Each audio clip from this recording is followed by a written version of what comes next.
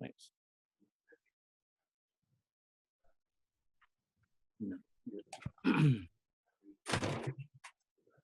Thank you so much for doing this, Pastor Edmonds. Well, thank you for having me. It's a real privilege and honor to be on with Pastor Hagee and Ambassador Dermer, and you as well.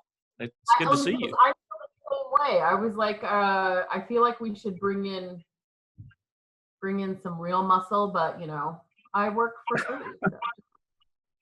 That's right. Yeah. How's it going for you down there? I'm working for free as we speak as well. Seems like now we're doing well. Our church has adjusted, and we're doing well. We're doing. I never knew I'd become a televangelist, but I am now because we're doing it online. We've got we average about 125 on Sunday mornings. Small country church, but we're probably having over 1,000 views. So we've expanded our ministry. We've been needing to do this for a long time, so I'm glad we're doing it. That's wonderful. Can you hear me okay? We're doing well, thank God. I think the last official count at the end of the month was approaching 200,000 pounds of food given away, and oh wow, 1,000 groceries, and you know the church is doing everything that it can to be the hands and feet of Jesus, quite literally right now for the community. And absolutely. I think we have watching live maybe close to 100,000, which, you know, it's great to do the live because I think a lot of congregations aren't. They're just doing tapes.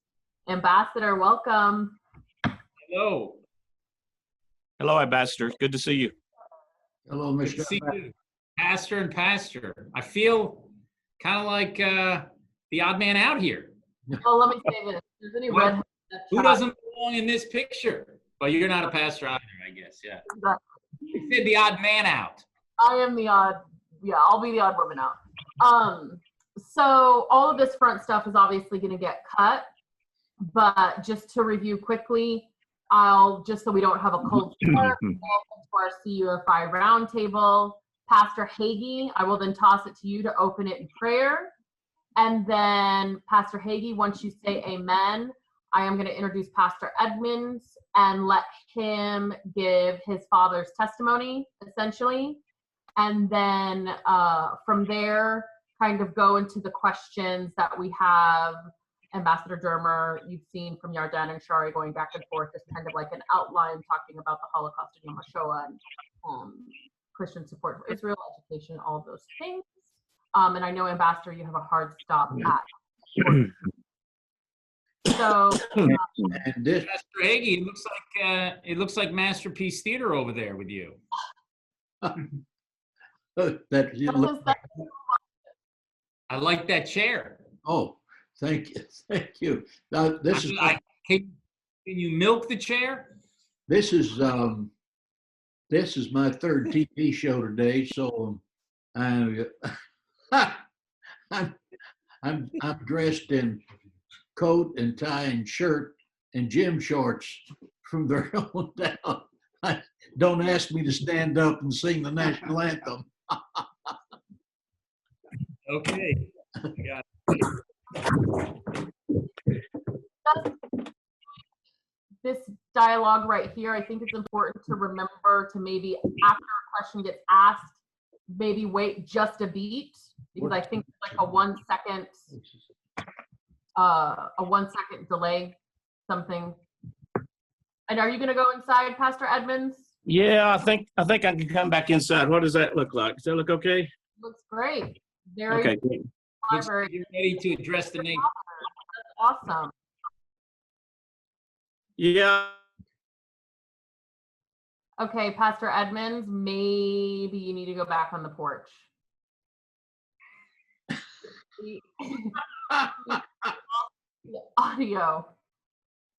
I think the signal was stronger outside. Well, it died, so I'm going back on the porch. So it's, you know what? It's fine out there. It's a lot of natural light. That's fine. Yeah. Sandy, An Iranian cyber attack. Sandy. Sure.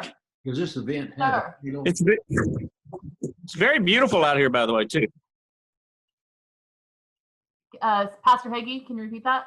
I said, does this event have a title? It's the CUFI Roundtable. So Okay. it's this installment of the CUFI Roundtable. Yep. And I'll say all of that just as I'm here to direct traffic. Trust me, I have absolutely nothing to add to this conversation. So yes, welcome to the CUFI Roundtable, and I will say that you'll go into prayer. It will be, like I said, I'm directing traffic. It will be all worked out. So if everybody is ready, we can start exactly on time if that works. Sure. To me. All right, and then I'm gonna do just a 3, 2, 1 countdown, and then like a 3-second silent pause so that our editing team has no trouble cutting all of this stuff that we've been doing. And then I'm just gonna start it. So everybody look amazing. All right, ready in 3, 2, and 1. Ladies and gentlemen, welcome to this installment of our CUFI Roundtable. We are so pleased to have our chairman and founder, Pastor John Hagee, with us, joined by Ambassador Ron Dermer, Pastor Chris Edmonds. Welcome, everyone. Good to be with Pastor you. Hagee, please lead us in prayer before we get started. Our most gracious Heavenly Father, we gather here today for the purpose of standing with the nation of Israel and the Jewish people. We stand here today as warriors against the evil of anti-Semitism because we have come to recognize that not to speak is to speak and not to act is to act, and that God will not hold us guiltless if we stand silence in the day of evil. May what we say here today be informative, may it inspire, may it bring good into the lives and to the hearts of people as we wage this war against the evils of anti-Semitism. In the authority of your name, we pray and ask it. Amen. Amen. Amen. Let's get started. Pastor Edmonds, thank you for joining us. And it's so important this week we marked Holocaust Remembrance to share your father's story as much as possible. I know a lot of our CUFI members are familiar with it, but for those invited guests that are joining us that have never heard your father's testimony, take the time now to give us a glimpse into this amazing story. Absolutely, Sandy. Thank you for having me. It's a joy to join my friends, Ambassador Dermer and Pastor Hagee, two champions for Israel and the United States and the Jewish people. It's an honor to be here on Holocaust Memorial, to be able to share my father's story. My father's story really begins with an old diary, just a weathered, fragile book that he kept while he was in the Army in World War II. He was fighting on a continent near the edge of collapse, just a young man from Tennessee. But since then, that diary, when he got back home, was laid in the dresser drawer with other mementos from his time in World War II. Gratefully, like so many others, he served with distinction. Master Sergeant Roddie Edmonds of the 106th Infantry was captured during the Battle of the Bulge and spent 100 harsh days in 2 German prisoner of war camps. This was towards the end of the war. And this was the story I knew, excuse me, it was just simply that he went, that he served, and he came back alive. Service he never talked about. While reading Dad's diary one evening, his words really excited my heart and moved me.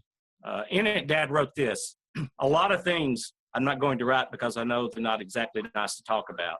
I know God was with us and he answered our prayers. And then he says this, very insightful: I learned men even better than before. Some were good, some were bad, some were better, and some were worse.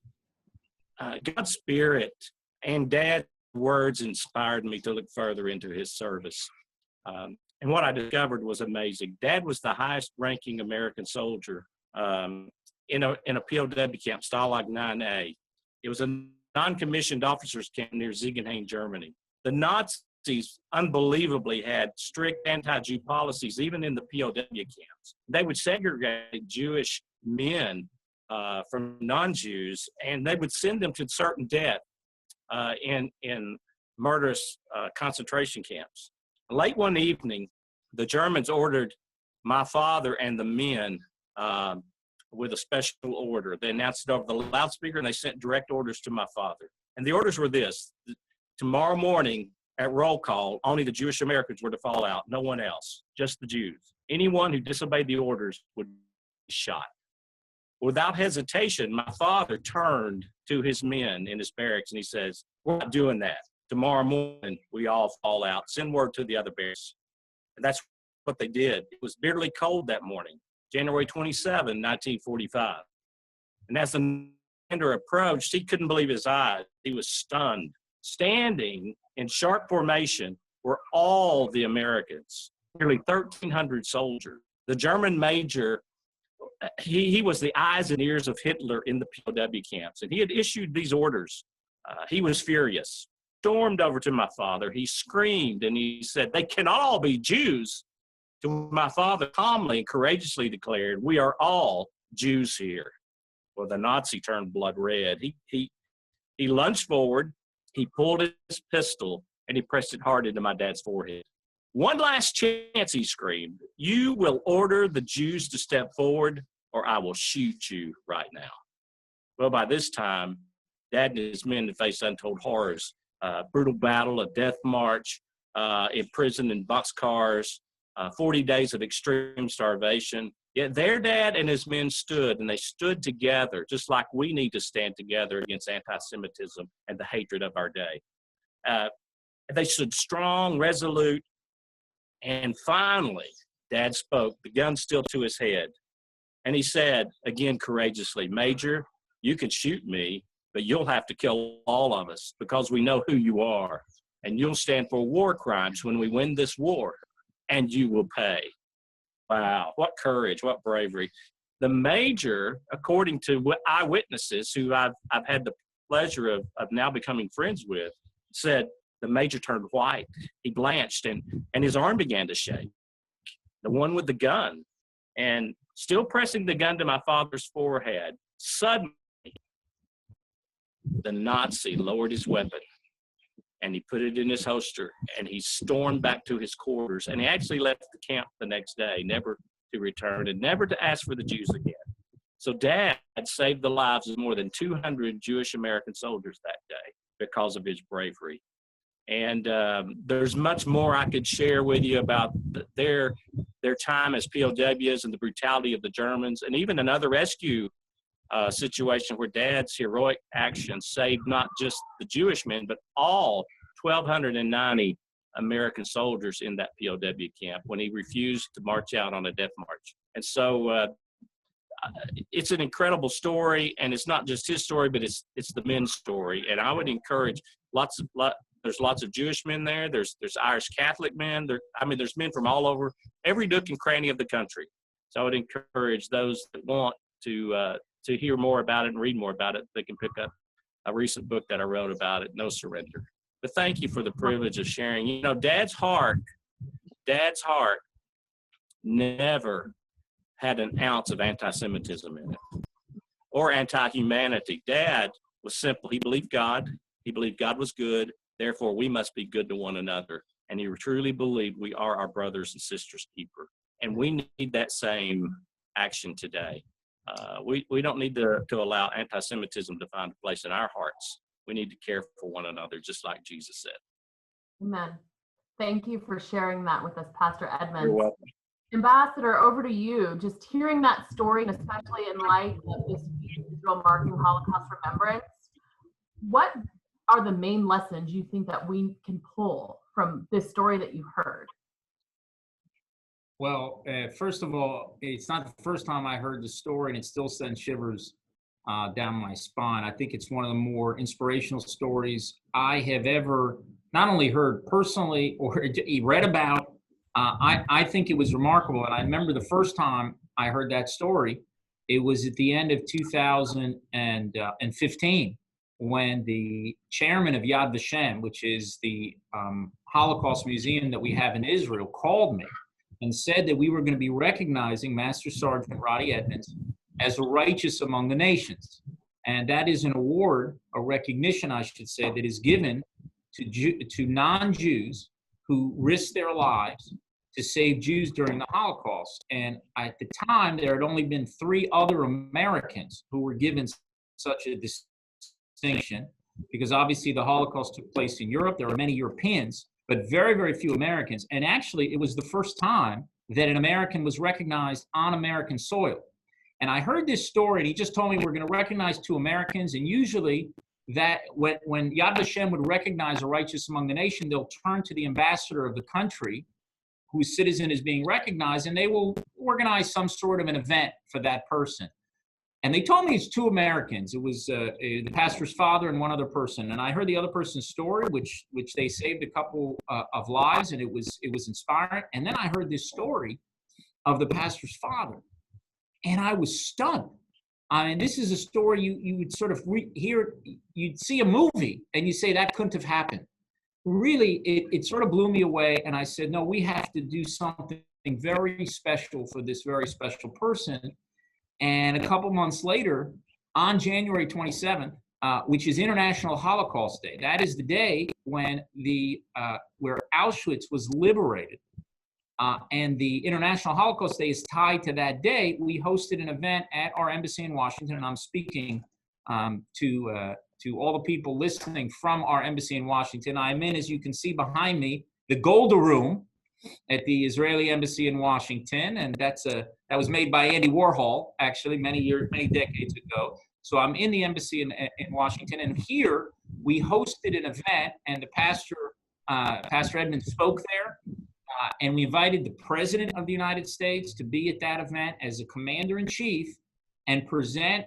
And I thought he was the right person to be there to present this award. And it turns out that was the first time I learned that Master Sergeant Roddie Edmonds had done what he did on January 27th, on that very day. The first time I learned about it was when we hosted the event, that it was the very same day. And 71 years after this great act of heroism, he was awarded this righteous among the nations. And at that ceremony, which Pastor Edmonds will remember, 3 of the people, of the Jews, of the 200 that he saved, were there in attendance. One was 90, one was 91, and one I think had his birthday that day and was 92 years old, 92 years young, and who was there. And I just thinking about not only 200 people who he saved, and I know he saved a lot of non-Jews as well, but their children, their grandchildren. And we have an expression in Judaism that if you save one life, it's as if you saved an entire world. And Pastor Edmonds' father saved 200 worlds that day. And it's a remarkable, remarkable story. And what I wanted to just add to it before talking about the Holocaust more broadly is that when I was thinking about what to say at this event, I mean, it's one of the highlights of my tenure as an ambassador. It was a deeply moving ceremony, and I encourage those people who want to go online. Maybe I'll send you a link to it. I think it was broadcast on C-SPAN. To watch this ceremony, to give this recognition to this remarkable act of heroism. I was researching, and I looked at other righteous among the nations. And the question is, why did some people act when others didn't? As Pastor Hagee said, not speaking is speaking and not acting is acting. So why were there those? What separated those who risked their lives to save Jews? And it was a risk to their life because the Nazis could have killed them. From those who were not willing to take that risk. What separated it? And I read a number of stories of righteous among the nations. And you know what was remarkable, what I found? The dividing line more than anything else. You would think that these people were great humanitarians. And that's what inspired them to do it. By and large, that wasn't the case. There were those. But the majority of the people who were righteous among the nations were deeply devout Christians with a deep belief in God, in a belief that man was created in God's image. And they would save a stranger as much as they would save their neighbor because they sensed a moral duty, a profound moral duty to save their fellow man. And they couldn't live with themselves had they not fulfilled that moral duty. And that's what led them this tremendous act of bravery. And when you spoke to many of them, they would tell you it wasn't brave. They would just say, there's no other thing I could have done. I had a moral duty and an obligation, and I was compelled to do it. And I think it speaks, a lot of time people will, in this day and age, will knock religion and devout people. And you go back and you see that the ones who stood actually were the devout. So many of them were willing to save Jews during that time. And we are grateful. And as I told Pastor Edmonds that night, his father, I should say that the Jews are a people with a very long memory. We are a 4,000-year-old nation. And we've had a lot of enemies over the centuries. We've had fewer friends. Sure. And we remember all of our friends. And we remember them forever. Now, I was speaking to, I remember Pastor Hagee before the decision that President Trump made recognizing Jerusalem as our capital. And I remember we were discussing it, and I said, I don't know if the Persians remember Cyrus, but the Jewish people remember Cyrus because he allowed the Jews to go back and rebuild that temple. If you want to be immortal, then go with a nation that's an internal nation and be their friend. And Master Sergeant Roddie Edmonds, he will always be in the memory of the Jewish people, like Oskar Schindler, like Raoul Wallenberg, and really stands out. I think his story, I know you wrote a book about that. I hope that there's a movie that will come out and that people can actually see this remarkable story, not just to honor your father, who deserves it, but also to inspire others. You said your father said there were good people and there were bad people, and some people acted better and some people acted worse. Well, it's nice to show an example, not just of a good person, but of a great person. And that should inspire others. Now, the lessons of the Holocaust, the question that you asked, we just, as you mentioned, Sandra, as you mentioned a couple days ago, we had Holocaust Memorial Day, and I had an opportunity to speak about it. And I wanted to explain to people really what is unique about the Holocaust, because I think in a certain sense, the Holocaust has been universalized in such a way. And it's true that the Holocaust has a universal message for everybody, whether you're Jew or non-Jew. But a lot of people think the Holocaust is only a story about man's inhumanity to man. And maybe it's the worst example of what humans can do to others. And that's all true, but I don't think that this man's inhumanity to man is what makes the Holocaust unique. There have been other mass murders throughout history. There's not a century that you can go back to where you will not find thousands of innocents, tens of thousands, hundreds of thousands of innocents being killed, being murdered in mass. Holocaust is an unimaginable scale of 6 million people, a third of the Jewish people murdered. But there were mass murders in every century. And since the Holocaust, you had in the 1970s the Khmer Rouge regime, an estimated 2 million people were killed. You've seen the former Yugoslavia genocide. You saw it in Rwanda. You saw it in Sudan. In Syria in the last few years, 500,000 people have been killed. You've had Christian communities. There's genocide against Christians in parts of the Middle East where ancient Christian communities are decimated and Christians are literally decapitated. And so you ask yourself, well, is the Holocaust just a difference in scale? What is unique about the Holocaust? And what's unique about it, and this is important to remember, is that in the Holocaust, all Jews were targeted. All of them. There's been many anti-Semitic massacres throughout history, and Jews in a certain region, certain country, a certain city would be targeted. Here, all Jews were targeted. At the infamous Wannsee Conference in January 1942, when they planned the final solution, all Jews were targeted. Every place that the Nazis hoped to conquer, they planned to wipe out the Jews. From millions in Poland to the 200 Jews in Albania. They tried to conquer the Middle East. My mother was a young girl in pre-state Israel there, had the Nazis conquered, and had they not been defeated and had they conquered the land of Israel at that time, I wouldn't be talking to you today. All Jews were targeted for annihilation. And the other thing is that they were targeted for annihilation. You know, throughout history, Jews often, when faced with an anti-Semitic attack, a lot of times they could choose to flee, till they were expelled.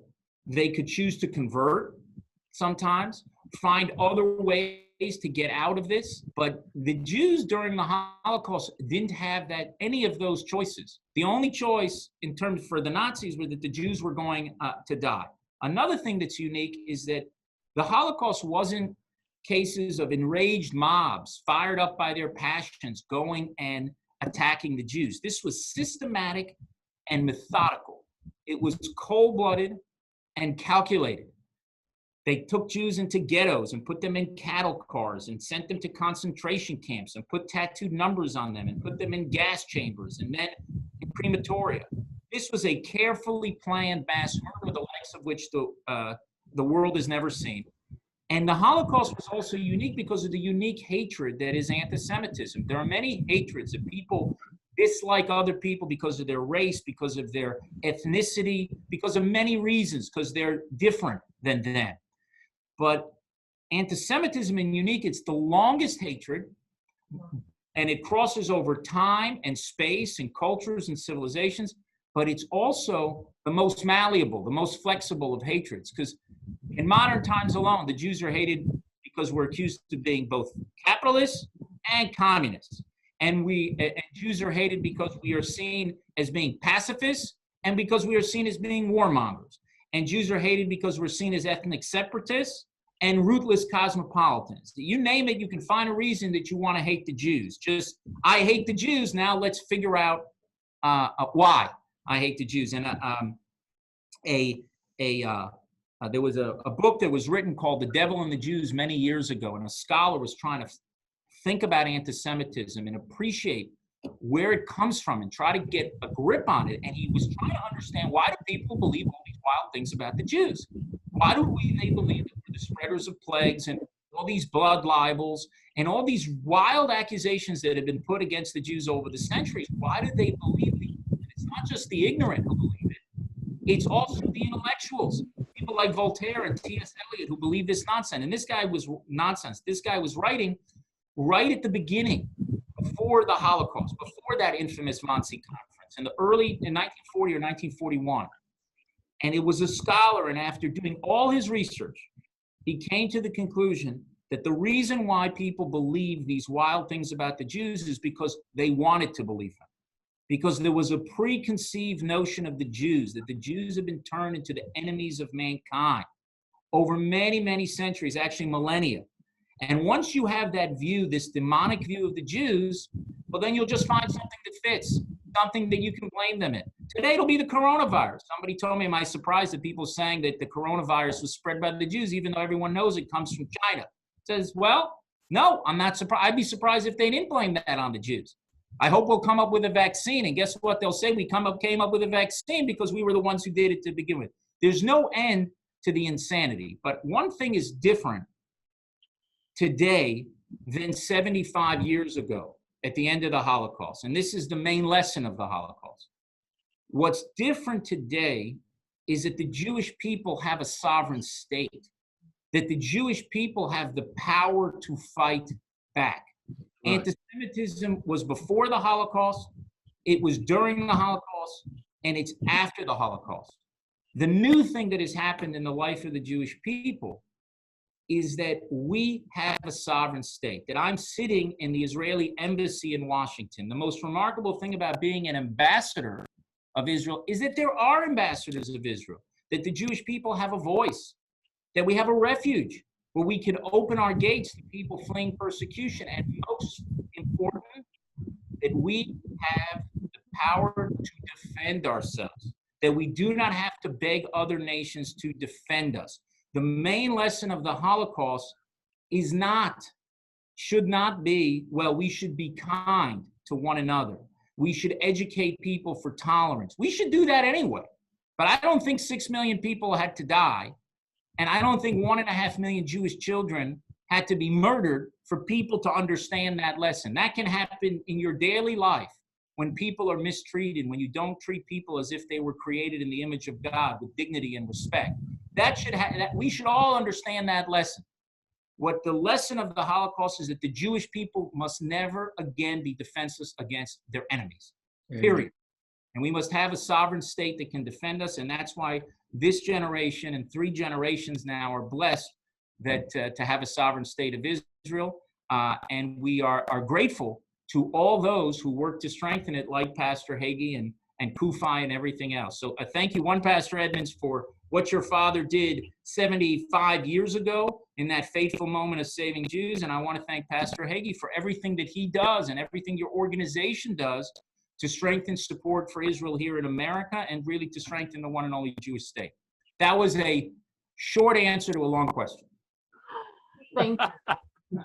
Pastor Hagee, let me take it to you. Asking a similar question, just from your perspective as a faith leader, as a Christian.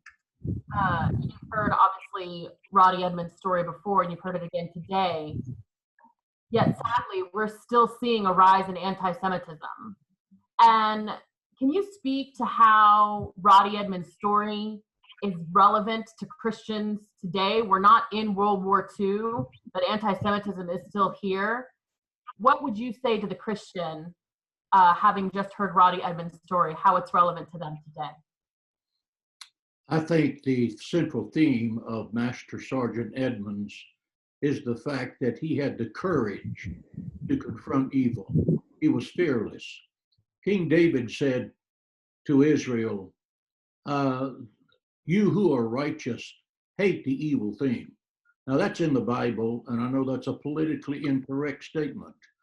But if we are going to have our freedom, we should not be fearful of those who are trying to take our freedom.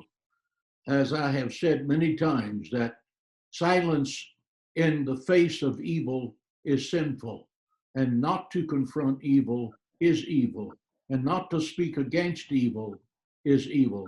De Tocqueville said it, and said it well. All that is necessary for the triumph of evil is for good men to do nothing. And to all of those who may see this video, please understand that in this world, God has given us the right to defend our personhood. Israel has the right to exist. Israel has the right to defend themselves by themselves without anyone's approval. Israel is a sovereign nation by the will of God. God was the creator of heaven and earth, and having been the owner of the earth, he gave it by blood covenant to the Jewish people. He had that right. He gave it to Abraham, Isaac, and Jacob and their descendants forever. The land of Israel sovereignly belongs to the Jewish people.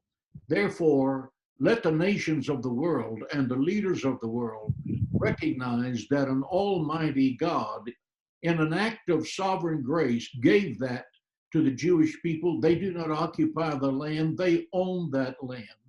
And that every other freedom-loving person in the world should defend the state of Israel for that very cause, especially in America. Israel is on the front line fighting the tyranny of this world.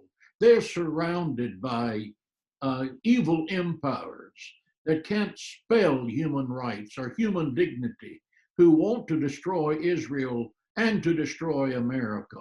The war against Iran is a war against America.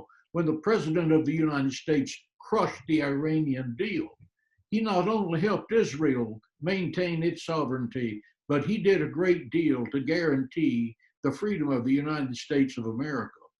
Being fearless in the confrontation of evil is a mandate for freedom-loving people.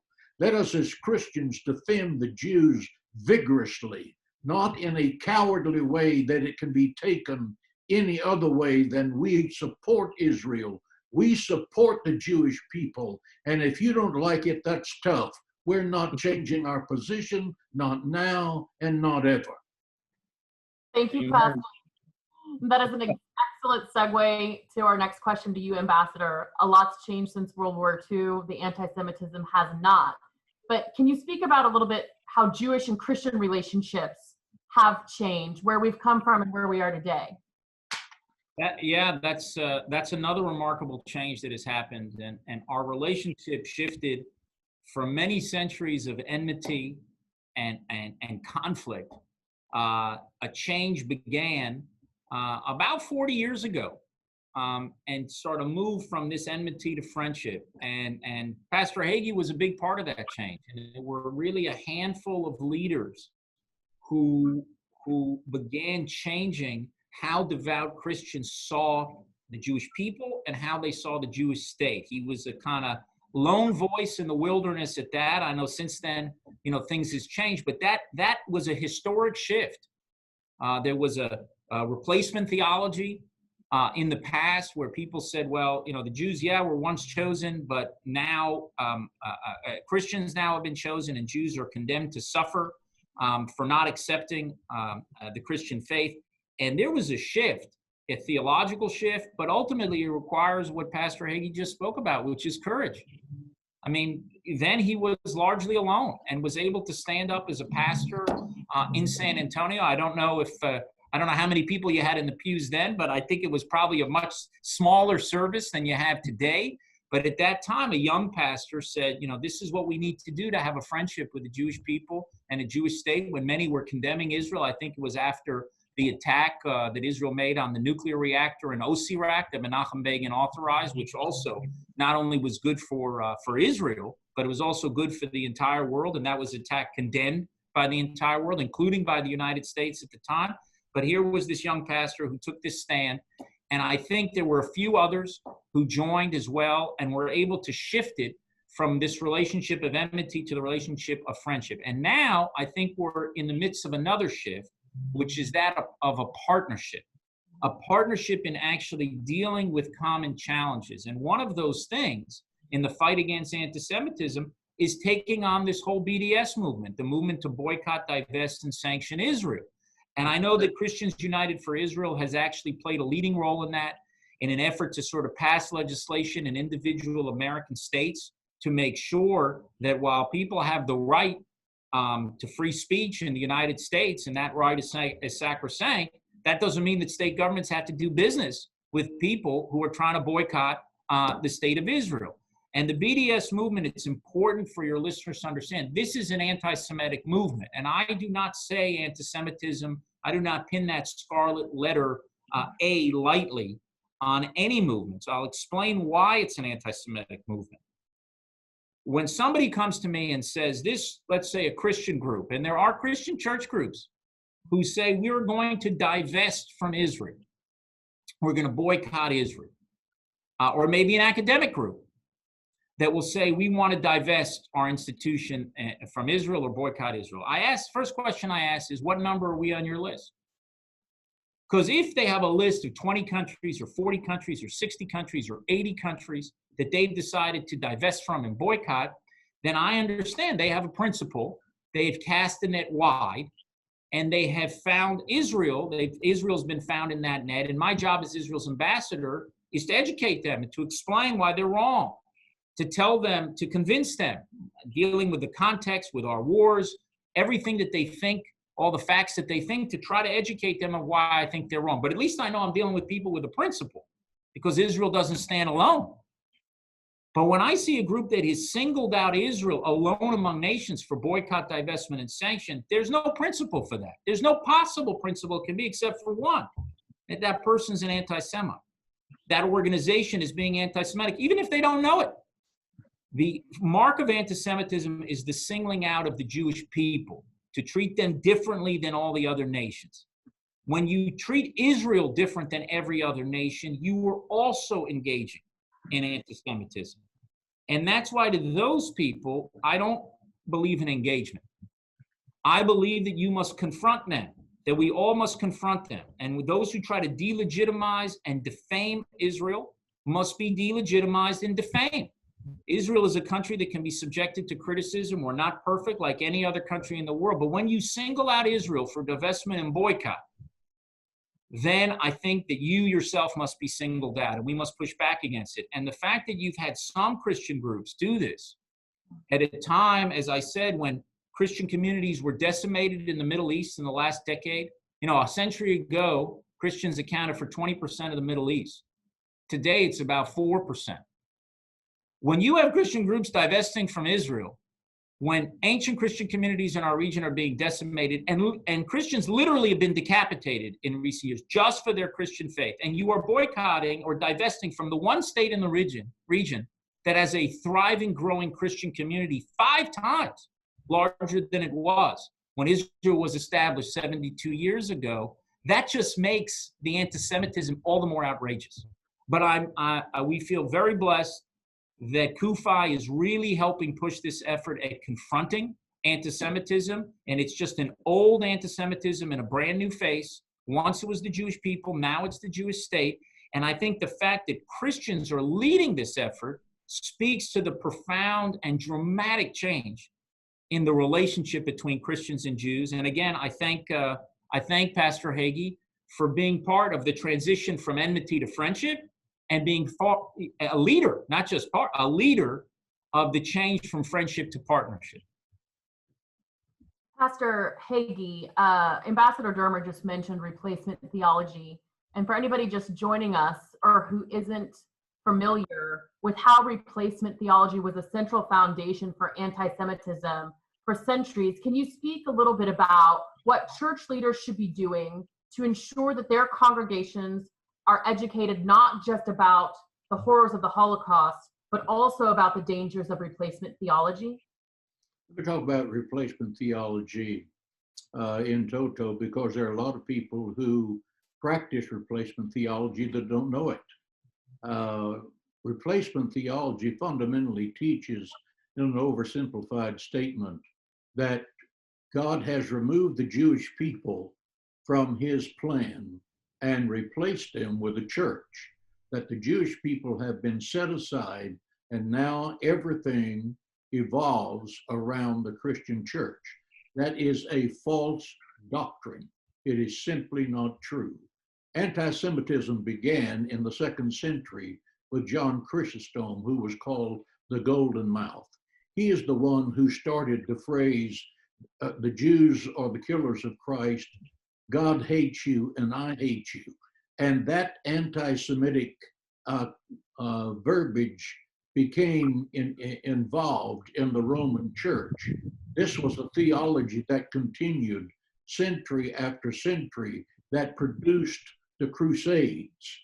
The Crusaders were nothing more than the Roman Church army persecuting the Jewish people, going to Israel and going from Israel back to Europe. The Jewish people were robbed, Jewish women were raped.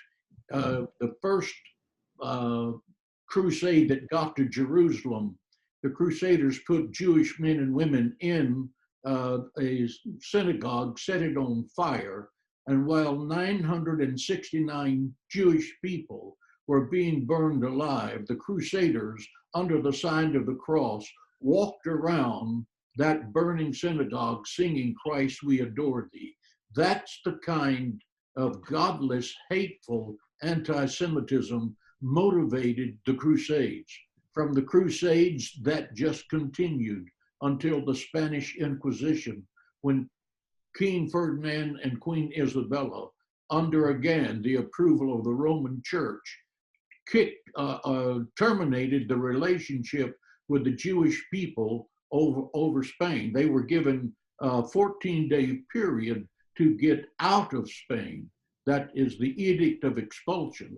This was the point in time when Christopher Columbus, who was funded in part by businessmen, sailed and found by happenstance what became known as the United States of America. And the United States of America has become a home away from home for the Jewish people until the nation of Israel could be born. But replacement theology today are preachers in the pulpit preaching as if the Jewish people simply do not matter to God. I assure you, that is a bald-faced lie. Paul said in the book of Romans, chapter 1, I am a Jewish person. I am a member of the tribe of Benjamin. I am a worshiper of God. I'm a descendant of God, Abraham, Isaac, and Jacob. Paul said, I am Jewish. God is using me, and if God is using me, then he hasn't replaced the Jewish people. He answers that same question again in the 11th verse of the 11th chapter of Romans, which most seminaries, by the way, duck Romans 9, 10, and 11 because it's God's policy concerning the Jewish people, which is extremely favorable, I might add. I'll give you some statistics in just a moment. But in the 11th verse, Paul answers that question again. Has God cast away his people? And he says, certainly not. In the Greek language, it is the strongest language you can use. Certainly not. That is not possible. Jesus of Nazareth, who is the founder of the Christian church, never denied his Jewishness. He kept the feast. He lived by the law of Moses. He died with matzah in his teeth. He was Jewish to the core. And the book of Revelation states that whenever he comes back to this earth to set up his eternal kingdom, he will be called the Lion of the tribe of Judah. Judah is the word from which we get Jew.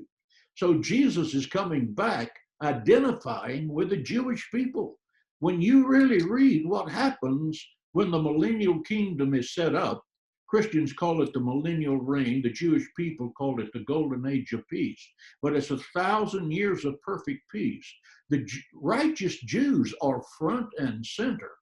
And there is a very Jewish Messiah. Now, we disagree on who it is or don't agree, but until that happens, let's press on with what we're trying to get done here. We're talking about replacement.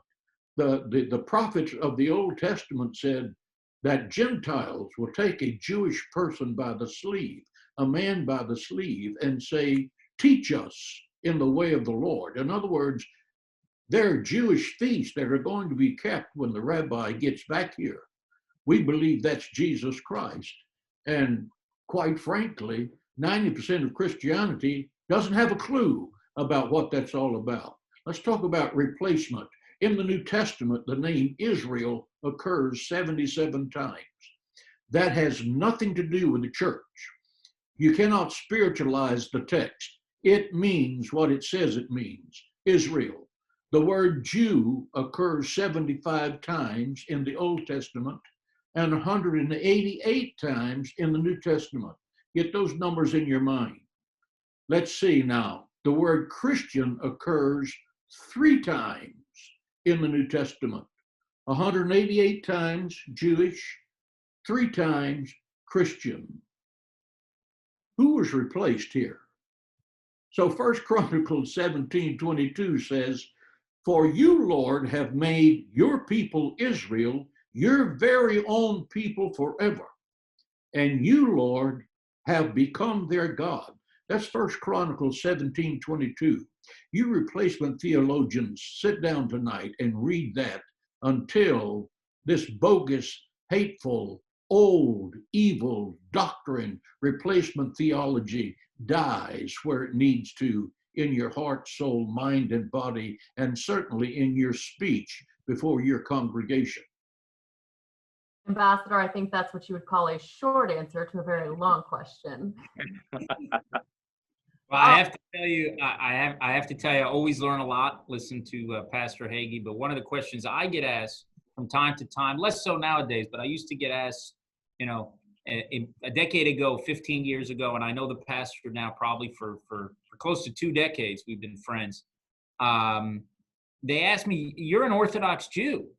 How can you have such close relations with evangelical Christians, devout Christians? And I say, these are people who are standing with us in the trenches on the great issues and the great challenges we'll face. And they say, well, they have a different view of the Messiah than you. I said, okay, well, when the Messiah comes, we'll ask him, were you here before? And if he says you're here before, then they're right. And if not, then we're right. And guess what? At that point, the differences between us not going to matter. In the meantime, let's work together and with shared interest and shared values, and to confront the common enemies and the challenges we face, and also to advance those opportunities. And they have been as Pastor Hagee has heard me say, and as CUFI audiences have heard me say, the backbone of Israel's support in the world is the United States of America. And the backbone of that backbone is the devout Christian population in the United States of America. And we have seen that in recent years, time and again, that the Christians, millions throughout the country, and thankfully, CUFI has helped mobilize that grassroots support that's throughout the country. They have stood with Israel in our darkest hours, in our hours of need. They are there fighting to fight with us, whether it's against the nuclear deal with Iran, or to fight against BDS, or to ensure that Jerusalem is recognized as our capital, or the best way to advance peace. Time after time, they've been in the trenches fighting with us, and we are very blessed to have that support, and also to be able to learn a few things from time to time in these conversations. Last question for you, Ambassador. You mentioned all of the things that we've stood together shoulder to shoulder on, BDS, the embassy. Right now, Christians United for Israel is working on supporting the Never Again Education Act, which makes Holocaust education a priority in the American education system. Can you, from your perspective, discuss what you see as the importance of Holocaust education as a method to prevent the scourge of anti-Semitism from continuing to spread? Well, hopefully, people who can learn about the Holocaust will simply not, as I said before, the Holocaust is really a story about the targeting of all the Jewish people. But I think in that story, there are universal implications. And there's no question that when you learn about the Holocaust, a broader universal message that you don't have to be Jewish to understand, non-Jews to understand, is what can happen when you have these dangerous ideologies, when they're not nipped in time, when hatred is allowed to fester. In that sense, I think that everybody can learn a lesson from the Holocaust. What I was talking about before was the unique lesson that the Jewish people must learn from the Holocaust, to never be defenseless against our enemies, and that our friends around the world should understand the importance of the Jews having a state where they can defend themselves. Many people mistakenly think that Israel was created because of the Holocaust. That is totally false. It's actually the exact opposite, meaning that many people think that had it not been a Holocaust, there'd be no Israel, when the truth is the opposite.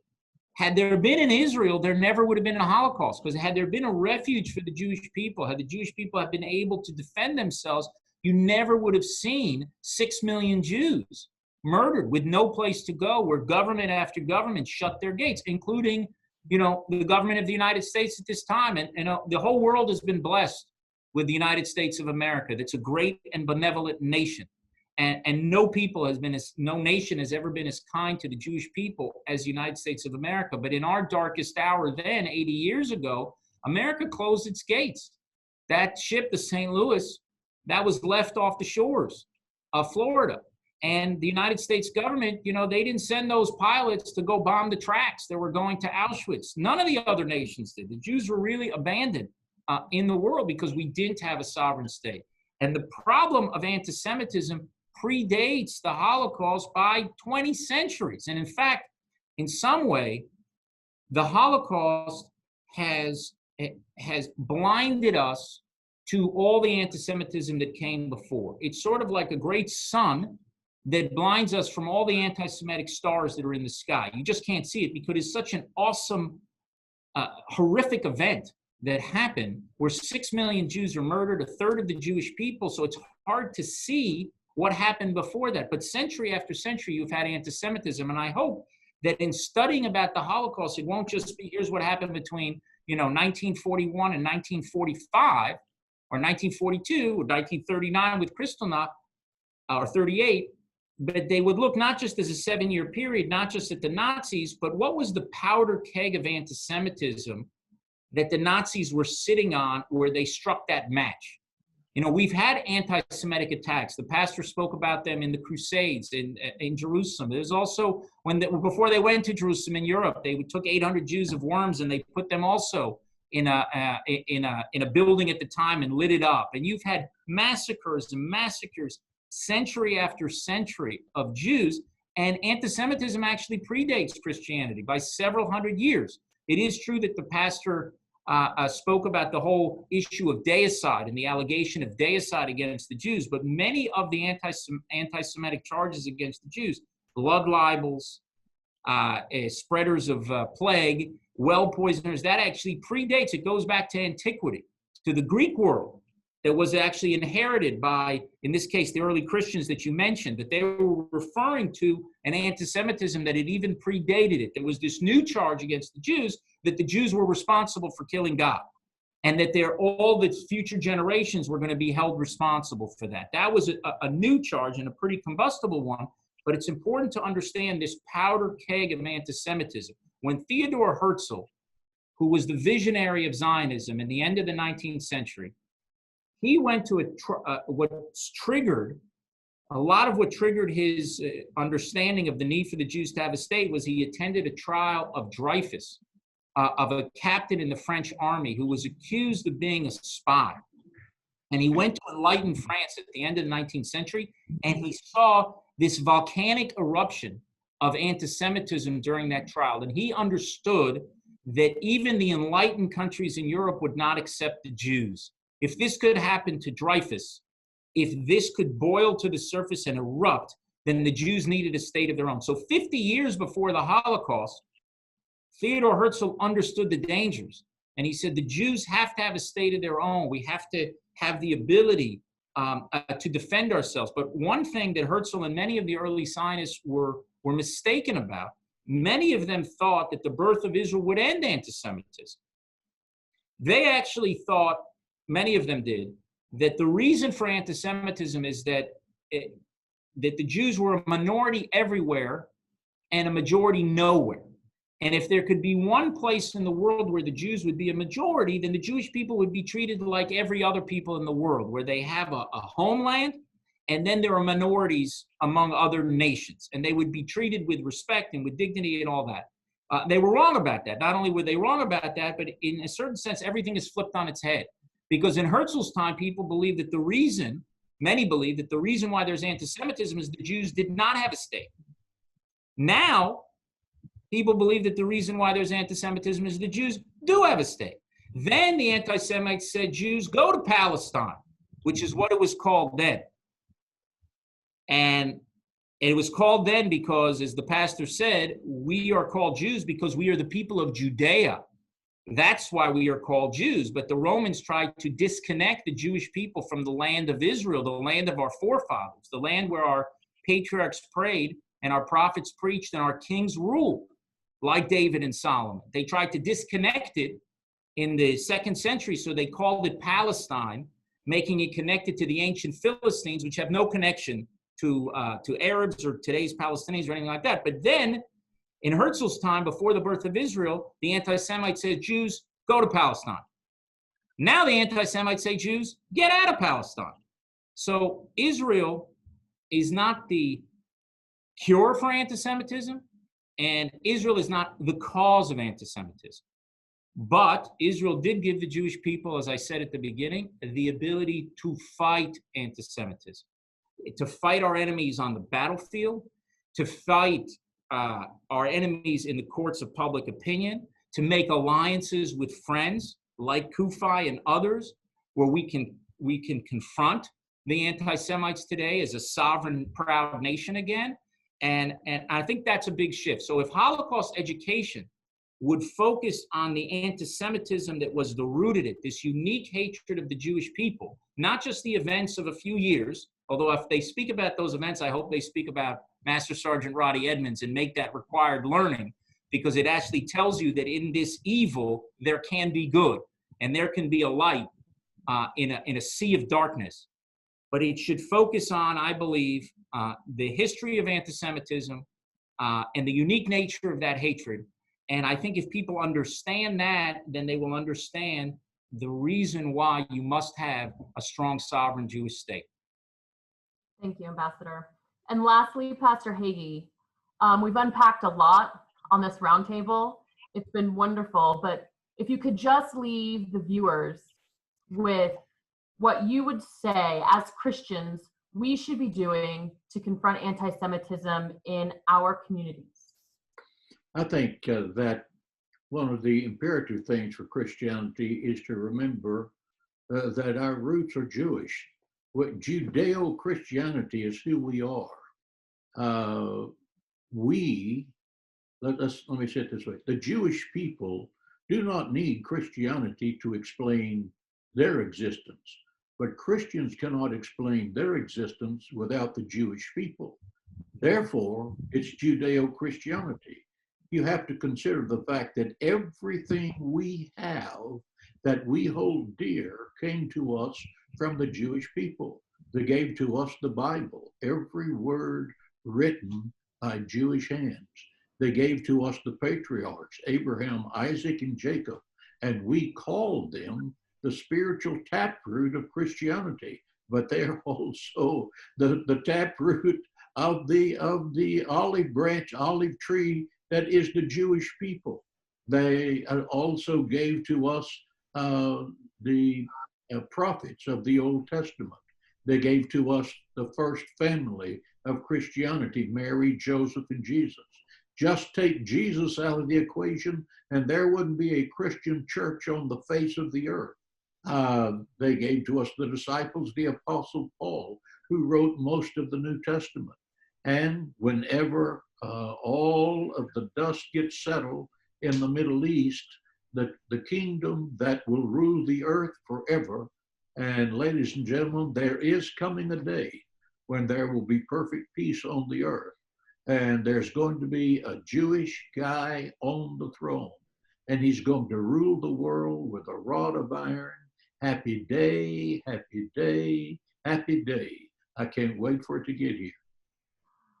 Well, with that, we will sign off. Thank you, ladies and gentlemen, members of Christians United for Israel, for joining us for this installment of the CUFI Roundtable.